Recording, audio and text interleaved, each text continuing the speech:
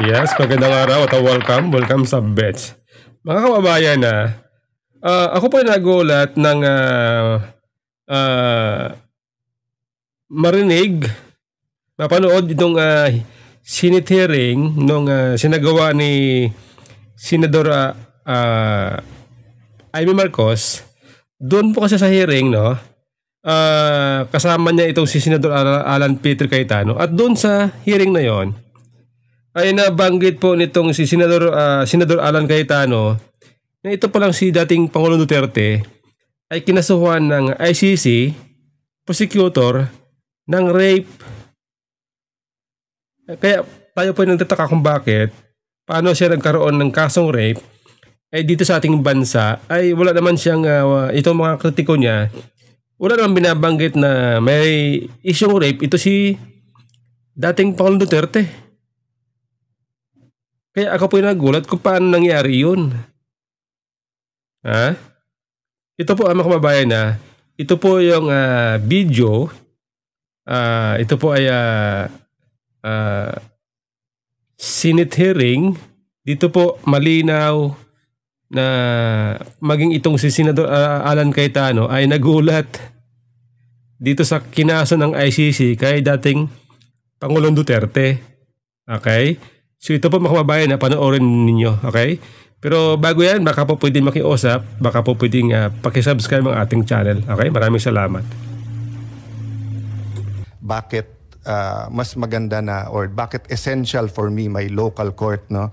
If you look at paragraph 12, before you look at it, can anyone in the room here tell me, I know the former president was accused of extrajudicial killing, of crimes against humanity. Pag sinabi yung torture, pwede kasing bago mo patayin, di ba? Pwedeng emotional torture, pwede mong gulpihin torture. So, included na yan.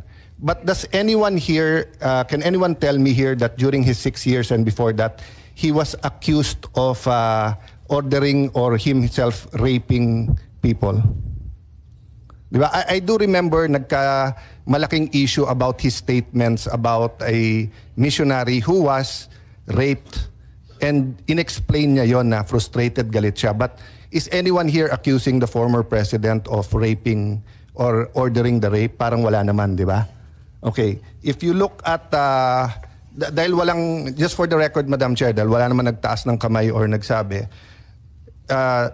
paragraph 12, the chamber notes that the prosecution alleges, let me say it again, the chamber notes that the prosecution alleges that some acts amounting to crimes against humanity of torture and rape under Article 7, subparagraphs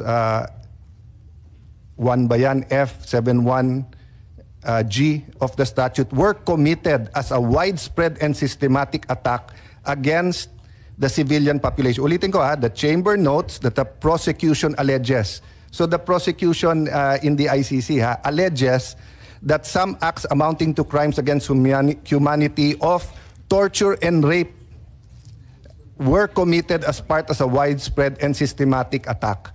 For me, it's the first time I read that someone was accusing the president, the former government.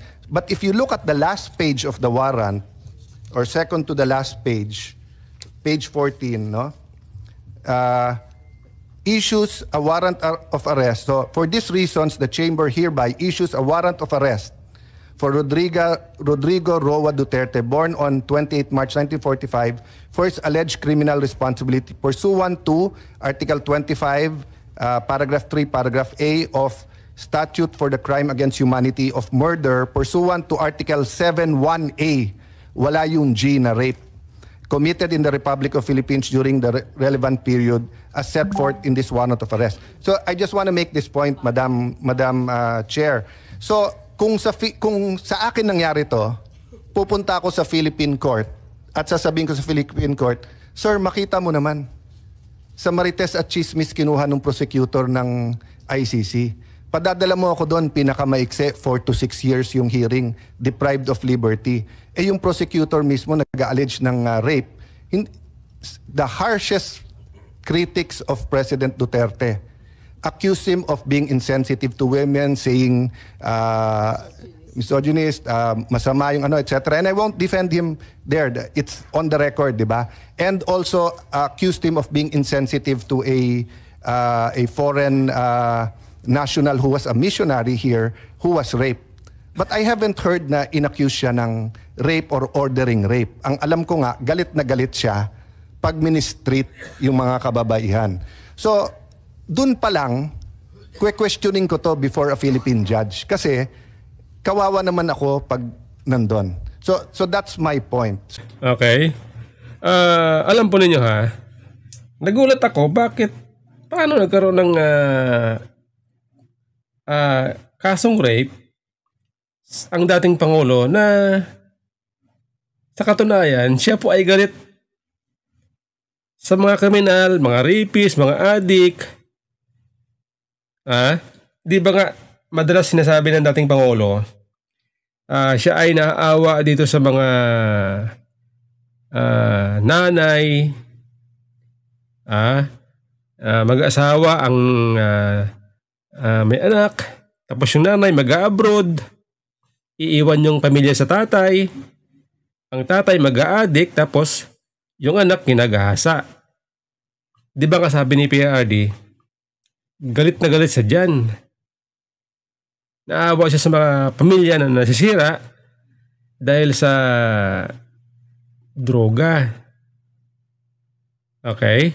Ngayon, paano nangyari iyan na ang isang taong galit sa kriminal, galit sa mga nang-rape, galit sa addict, ay kakasuhan nila ng rape.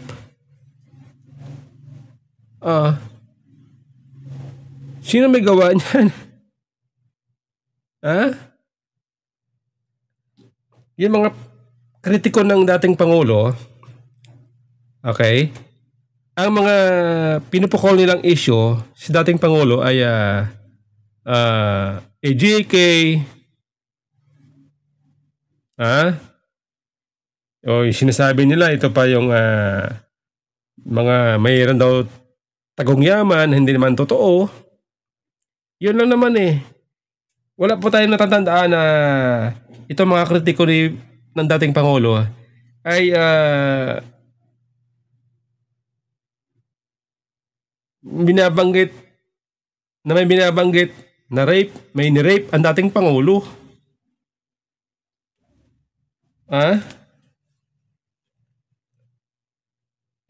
Alam po ninyo ha, base kasi dyan, kaya ito daw po ay gawa ng ICC prosecutor. At ang ICC prosecutor ito si Karim Khan, Karim Khan. Na siya namang unang nasampulan ng US. Dahil ito po ay kauna-unahang ICC prosecutor na sinanksyon ng US.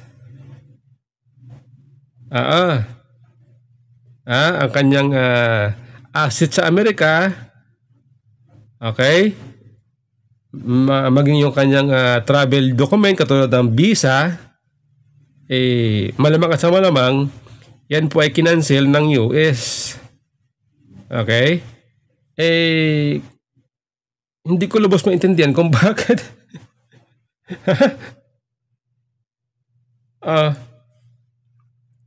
Ngayon, parang tuloy, ako naisip ko, dito pa lang, kita na ang pagiging bias nitong ICC. Saan nila kinuha yung isyong kasong rape? Saan nila kinuha yun?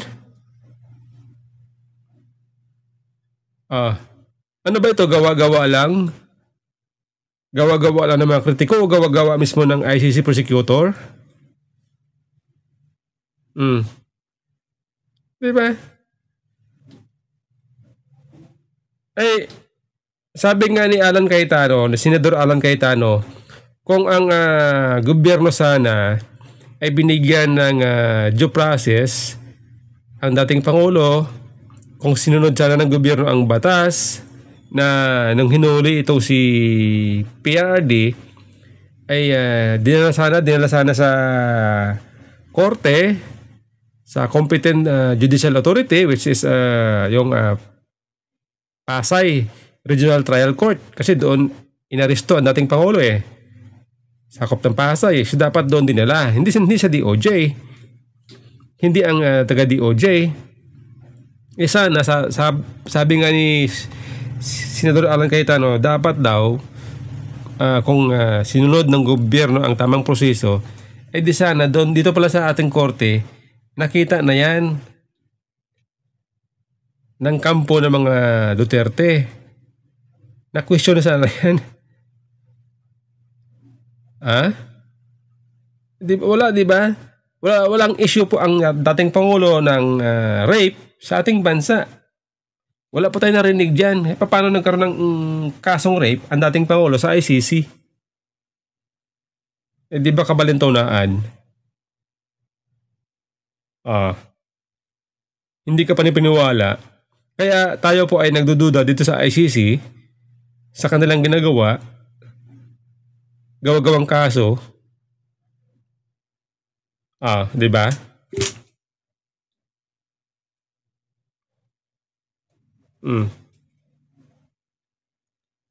Buwang pala itong prosecutor ng ICC na si Karim Khan.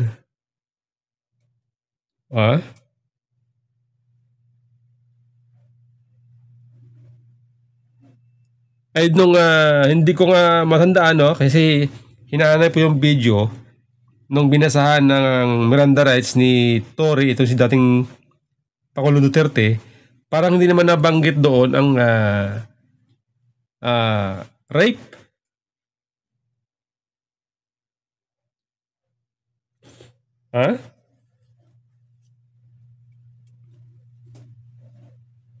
Di ba?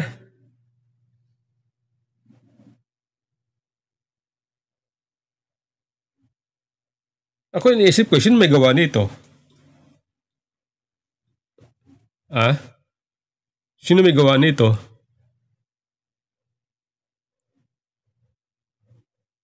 Ang mga nagsampa ba ng kaso sa ICC? Sila ba? Sila kaya?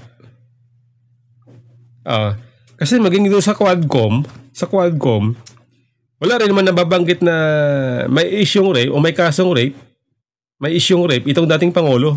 Wala rin naman. Bakit sa ICC meron? Nakapagtataka siyempre, di ba?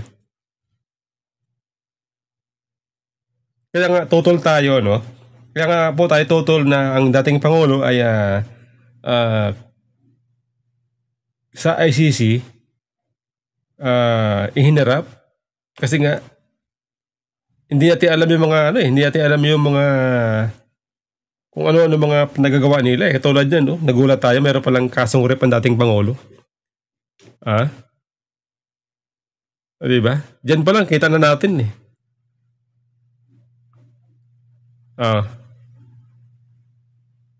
na hindi patas itong ICC.